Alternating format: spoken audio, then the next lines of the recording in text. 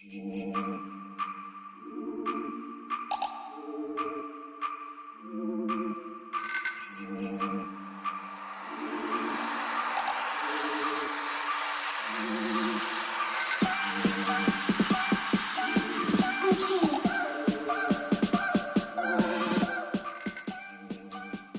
pour le premier intervenant, ce sera Mathieu Maire du Posé, qui vient parler du contenu. Mathieu est directeur du Tank Média. Alors je ne sais pas si tout le monde connaît le Tank Média, peut-être qu'on pourrait commencer par parler de ça. C'est assez récent, donc j'imagine que non. Bonjour, le Tank Média, c'est un projet qu'on développe depuis 1 an, en fait, dont on a parlé pour la première fois de manière publique en juillet dernier. Le Tank Média, c'est un projet qui se veut un carrefour entre les médias, l'innovation et l'entrepreneuriat. On a fait le constat aujourd'hui que moi je suis journaliste de formation, j'ai travaillé longtemps, ça fait quasiment 20 ans que je fais du web essentiellement dans différents domaines, mais notamment dans les médias.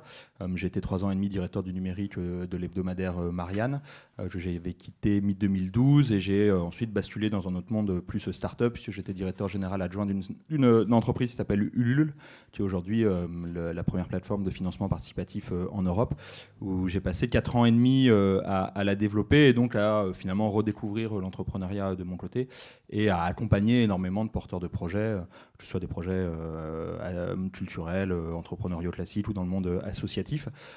Et surtout de me rendre compte à ce moment-là que le monde des médias que j'avais quitté était en train d'évoluer encore plus rapidement qu'il ne l'avait fait sur ma dizaine de premières années professionnelles, et que surtout les acteurs étaient très diversifiés, mais qu'il leur manquait quelque chose, c'était une brique plus entrepreneuriale, que beaucoup de médias aujourd'hui restent lancés par des journalistes, qui sont quand même les pires entrepreneurs du monde, et donc il y avait quand même quelque chose à leur apporter sur qu'est-ce que c'est qu'une entreprise, qu'est-ce que c'est des méthodes de travail modernes, etc.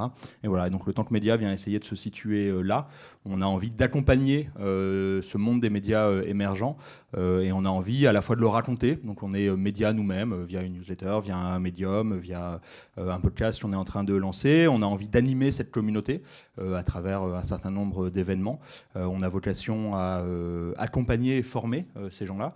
On a notamment là lancé notre premier programme d'incubation, qui est un programme assez dense sur 3 mois. Et puis on a d'autres programmes qui sont en gestation, notamment un qu'on lance cet été plutôt pour des primo-entrepreneurs, donc ils vont venir tester leurs projets sur une période un peu plus courte. Puis on a vocation à accueillir ces gens-là dans un lieu qu'on va ouvrir début 2019. On ouvre 1500 mètres carrés dans le 11e, dédié aux médias émergents et où on espère réunir des journalistes évidemment, mais aussi toutes les fonctions autour des graphistes, développeurs, marketeurs, etc., etc.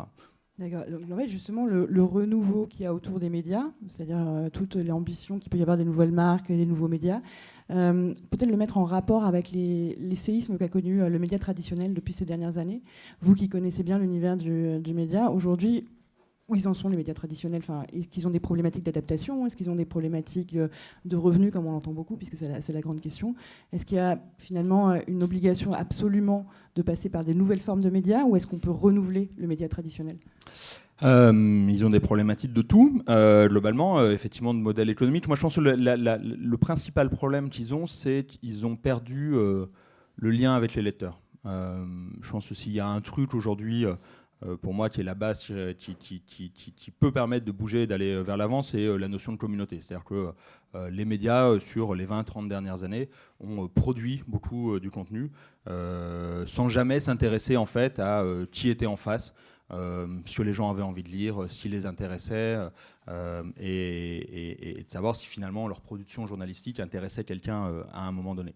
Le numérique leur a, au-delà de la vague technologique et donc ce que ça amène en changement de support, en changement de modèle économique, etc., a aussi amené une vague de contenu autour de finalement gens qui facilement j'étais à une conférence hier qui s'appelait le Printemps des médias, dont le thème était l'empowerment dans les médias, voilà, qui a permis l'empowerment. C'est-à-dire que demain, vous, moi, n'importe qui est capable d'être média parce que je suis passionné d'exposition et que je vais monter un blog, une chaîne YouTube, un compte Instagram ou je ne sais quoi, et que je vais prendre la parole et raconter quelque chose. Et que finalement, de ça, il y a un moment donné, je suis capable d'aller chercher des communautés assez précises, je suis capable d'aller chercher des audiences assez fortes, et à un moment donné, je suis aussi capable d'aller monter une entreprise, développer une marque média et d'aller assez fort. Et finalement, ces médias traditionnels, notamment parce que quand on dit que la période est compliquée, elle l'est à différents niveaux. Pour les médias généralistes, et donc tous les grands médias, Le Monde, etc., qui traitaient l'information générale,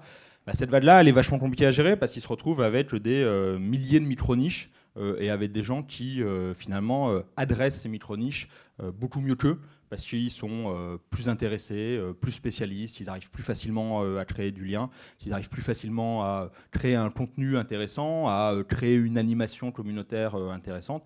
Et donc, ça va être un petit peu compliqué sur ces médias très généralistes. Sur les médias de niche, finalement, c'est plus des questions effectivement d'adaptation, de support, de dialogue, etc. Mais avec toujours cette problématique qui est comment j'arrive à un moment donné à bâtir une communauté autour d'un projet. Ça dépasse très largement les médias, mais aujourd'hui, ça devient très compliqué de faire avancer quelque chose, une idée, un projet, quel qu'il soit, sans avoir réussi à constituer une communauté un peu forte autour. Il y a une autre question, c'est l'instantanéité. On est vraiment dans l'ère de l'instantanéité où en fait on a vraiment envie de partager tout de suite, de savoir tout de suite. Puis en même temps, on a cette envie d'avoir du recul et on reproche souvent aux médias le reproche qui est un peu de vous m'avez pas tenu au courant assez vite et en même temps vous prenez pas assez de recul. Comment est-ce qu'un média peut gérer ça ? Est-ce qu'il y a des possibilités ? Je suis pas sûr qu'il puisse gérer ça. Je pense qu'il doit faire des choix, qu'il doit savoir à un moment donné à qui il s'adresse, qu'est-ce que le public qui vise a envie de lire, d'entendre, de voir, etc. Et à quel moment. Toute la difficulté effectivement aujourd'hui des médias généralistes qui veulent tout faire, donc ils veulent à la fois être dans l'urgence, à la fois être dans le recul, à la fois être dans les faits, en même temps être dans l'éditorialisation, aujourd'hui être dans la vérification des faits. Aujourd'hui, ils sont en train d'essayer d'inventer la vérité, donc c'est une période qui est un petit peu compliquée pour eux. Donc effectivement, c'est là où on est dans un moment où finalement, sur des médias plus de niche, qui vont chercher des audiences parfois moins importantes, mais qui sont beaucoup plus captives, qui sont beaucoup plus précises, et où il est beaucoup plus facile d'aller mesurer à un moment donné ce que ces gens attendent. Et donc on a aussi bien des gens qui sont en attente d'une urgence permanente, et donc qui vont absolument vouloir des médias qui vont les informer en temps réel et en permanence de tout ce qui se passe, sachant voilà, que c'est compliqué pour les médias quand même d'être sur ce terrain-là, puisque d'autres outils type Twitter et autres seront toujours plus rapides, parce que finalement on sera toujours plus rapide en étant sur l'événement et en le tweetant qu'en étant capable en tant que média d'aller le relayer. Puis finalement on voit quand même une vague aujourd'hui monter assez fortement de besoin de temps, de recul, d'analyse, et de plus en plus de médias venir plutôt se positionner là-dessus et aller chercher quand même un cœur de cible qui sont les gens qui consomment du média, qui sont prêts à payer pour du média, etc., et qui, eux, sont plutôt en attente de plus d'analyse, de plus de contenu intéressant, etc. En revanche, sur ces terrains-là, ce qui peut être compliqué pour les médias, c'est qu'ils viennent se frotter aux agences, ils viennent se frotter aux marques, enfin aux agences qui produisent pour les marques, et donc à des gens qui, aujourd'hui, vont se positionner. Le Tank Média, le projet que je porte, est aussi porté par une agence qui s'appelle Spintank, une agence de communication numérique qui est très sur l'éditorial, le design et sur les sujets, on va dire, du futur, la mobilité, l'activisme citoyen, l'écologie, etc. Et donc, il y a beaucoup d'acteurs traditionnels, des gens comme Vinci, des gens comme Air Liquide, etc. Quand Air Liquide a envie de prendre la parole sur l'hydrogène, qui est un des sujets du futur, et de c'est porté par une agence, en vrai, il y a plus de moyens pour faire les choses, il y a plus de capacité à aller chercher les gens qui s'intéressent à ce sujet-là, il y a plus de facilité de créer des formats innovants. Sûr, en fait, à un moment donné, il y a plus de pognon, mais il y a moins les enjeux financiers ne sont pas exactement les mêmes, et sur des sujets sur lesquels aujourd'hui, je ne pense pas qu'il y ait beaucoup de médias qui soient très pointus sur le sujet de l'hydrogène. Alors c'est effectivement des micro-niches, mais voilà, on est dans cet univers concurrentiel, et donc pour les médias, c'est là où nous on pense que la vocation entrepreneuriale est forte, c'est qu'en vrai, s'il leur manque aujourd'hui, c'est que souvent ils partent avec un projet éditorial, et que la réalité, qu'il faut qu'ils arrivent à en faire un projet entrepreneurial, c'est-à-dire qu'au-delà de la jolie idée éditoriale qu'ils ont, il faut qu'ils arrivent à aller en faire une idée où il y a un public en face et donc ils soient prêts à monétiser, quelle que soit la façon dont c'est monétisé. Oui, parce qu'en fait, il y a, justement, avec cette surproduction de contenu, il y a la question de est-ce qu'on est prêt à payer pour le contenu, qui est quand même une grande question. Et justement, autour de... Il y a plein de façons de payer pour le contenu, en fait. Mais c'est là où je trouve qu'on se trompe parfois dans les débats. C'est s'il y a... les gens sont prêts à payer pour le contenu. Je pense qu'on a longtemps...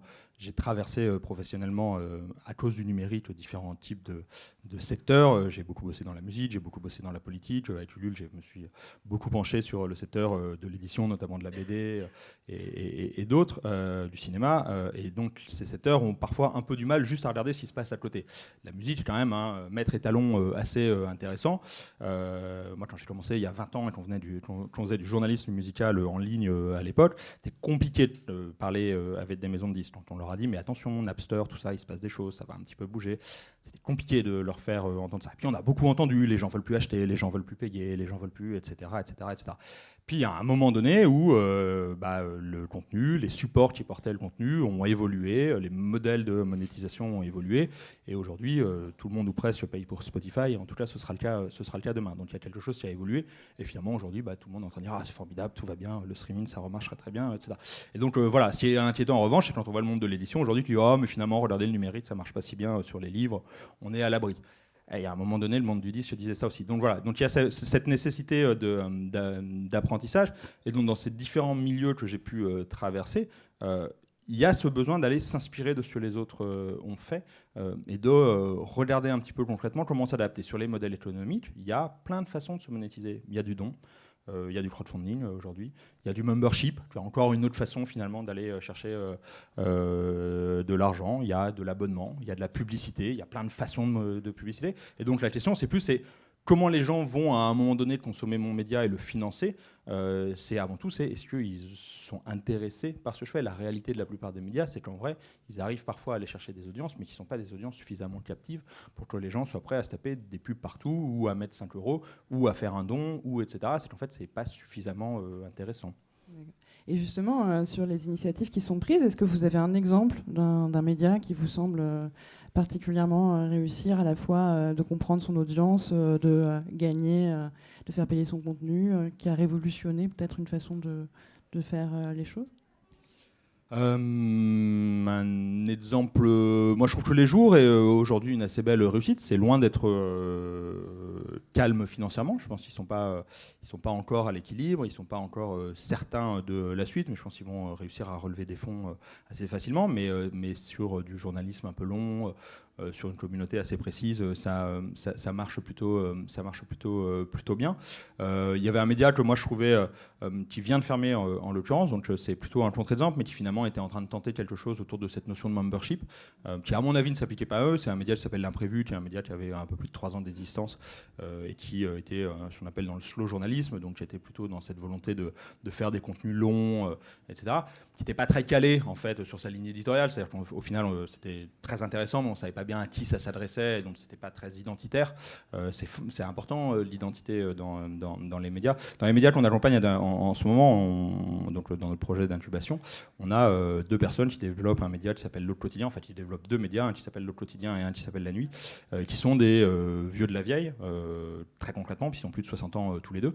Donc il n'y en a pas beaucoup, des gens de plus de 60 ans dans des incubateurs, et qui sont des gens qui ont été à Libé, qui ont été à Rotten Folk, qui ont notamment aussi été à Actuel et dans des médias comme ça. Et on a eu des discussions l'autre jour, et Christian Pierrot, qui a monté ces médias, nous disait mais moi, il y a 20 ans, quand je partais en vacances et que j'étais dans un petit village, etc., à un moment donné, je cherchais une mob, un truc et tout, pour faire les 15 km pour aller au kiosque, pour acheter mon Libé, parce que ça voulait dire quelque chose. Ça ne veut plus rien dire aujourd'hui d'aller acheter Libé, et ça viendra à l'idée de personne de faire ne serait-ce que même 100 mètres pour aller l'acheter au kiosque du coin, hélas. Et donc voilà, et ce côté très identitaire, en fait, c'est ça, en fait, à un moment donné aussi qu'on a besoin de retrouver. C'est dans les exemples, Mediapart, pour ça, est un très bon exemple. Et moins pour le modèle économique, qu'à mon avis, tout le monde surestime beaucoup. C'est-à-dire que oui, ils ont réussi un très bon modèle économique, c'est ultra rentable et c'est absolument génial. Là où on se trompe, je pense, c'est que les gens ne payent pas pour le contenu. Les gens payent parce que c'est identitaire. Les gens payent parce que Mediapart est, allez, si je caricature un peu, je vais dire un parti politique auquel on adhère ou pas. On adhère au plénélisme, et donc si on adhère au plénélisme, à un moment donné, on se reconnaît dans quelque chose qui est fort. Il y a des valeurs, il y a une vision de la société, etc. Et que finalement ça, on a envie de faire partie de ce club-là, on a envie de pouvoir s'y reconnaître, on a envie à travers leur club de pouvoir échanger, et puis il y a aussi des très bonnes enquêtes, etc., qui attirent un autre public, mais la réalité quand même pour ça, c'est quand même que la plupart des gens y vont parce que c'est très identitaire, mais ça manque beaucoup, je pense, aujourd'hui à beaucoup de médias. Merci beaucoup. Je crois qu'il y avait une question quelque part. Vous avez quelques trucs simples pour aller mesurer l'attente de l'audience pour pouvoir transformer ce qu'on a entre les mains? Il faut tester. Il faut surtout en fait connaître cette audience et donc bâtir des communautés dans la façon dont on accompagne des jeunes projets, donc ça dépend un peu où vous en êtes. Et ça, quels que soient les types de projets, il faut aujourd'hui aller déjà commencer par, je sais pas, monter un groupe Facebook et voir si les gens ont envie de venir sur votre idée. Bâtir une landing page où vous allez dire, bah voilà, je suis ça, voilà ce que j'ai envie de faire, laissez votre mail si ça vous intéresse. Il faut aller chercher les gens et il faut ensuite animer cette discussion. Il faut essayer d'aller au plus près d'eux, dire bah voilà, on a un média actuellement dans ceux qu'on intube qui s'appelle Dotteo, qui est un média qui est en phase de lancement, qui a envie de se destiner aux jeunes chercheurs et doctorants. Ils sont dans cette phase-là, quand ils sont venus nous voir, ils étaient à 2 doigts de lancer Facebook pour les doctorants. Donc c'était un gros média, puis un réseau social, et puis plein de trucs, et puis voilà. Et donc ça, c'est l'ambition initiale. Puis ensuite, il y a une réalité, c'est comment j'arrive à l'amener à bout. Déjà, c'est d'aller voir si, à un moment donné, mon idée, il y a des gens que ça intéresse.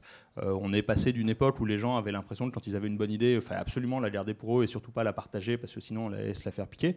Je pense qu'aujourd'hui on a basculé dans une époque où quand on a une bonne idée, non seulement il y a plein d'autres gens qui l'ont sans doute actuellement, donc qui vont peut-être la délivrer beaucoup plus vite que vous et la réaliser beaucoup mieux que vous.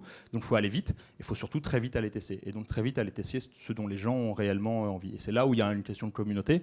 C'est à un moment donné, c'est qui les 100 premières personnes qui vraiment, pour qui ce que je suis en train de faire est utile, va leur rendre service au quotidien, va leur rapporter quelque chose, et donc qui seront prêts finalement d'une façon ou d'une autre à le monétiser. Et ça, faut aller tester, il faut aller poser des questions, il y a plein de choses qui existent aujourd'hui pour le faire, il faut aller chercher du retour et en permanence itérer, améliorer, ce qu'on appelle le test and learn dans le monde des startups, mais voilà, aller tester des choses, apprendre, retester, améliorer en permanence, et c'est ça en fait qui permet à un moment donné de construire finalement de manière moins rapide que ça pouvait faire à l'époque. C'est ce qui a fondamentalement changé. Le débat auquel j'étais hier avec Eric Fotorino, notamment, qui a lancé le 1, et donc lui nous a sorti une phrase, je crois, de Saint-Exupéry, qui était, si vous voulez convaincre des gens de construire un bateau, etc., il ne faut pas leur dire où trouver la corde, le bois, etc., il faut leur donner envie de la mer. Et donc, voilà, lui, il disait, quand même, un média, ça reste cette envie éditoriale très, très forte. C'est vrai, c'est toujours un besoin. Quand on est Eric Fotorino et qu'on s'en va du monde et qu'on veut lancer le 1 et qu'on a un financier qui est prêt à mettre beaucoup d'argent pour lancer un numéro papier pendant plusieurs mois et puis voir si ça marche, et ça a marché, tant mieux pour lui. Certains ont montré récemment que ça ne suffisait pas.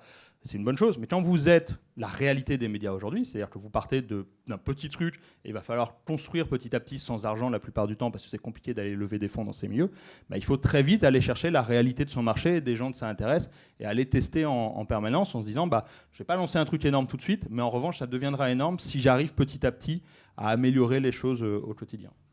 Donc voilà, donc en fait c'est parler, écouter et surtout écouter, je pense, et toujours avancer. Voilà. Merci beaucoup pour cette première intervention qui, je pense, a donné un bon panorama des enjeux des médias aujourd'hui. Merci beaucoup.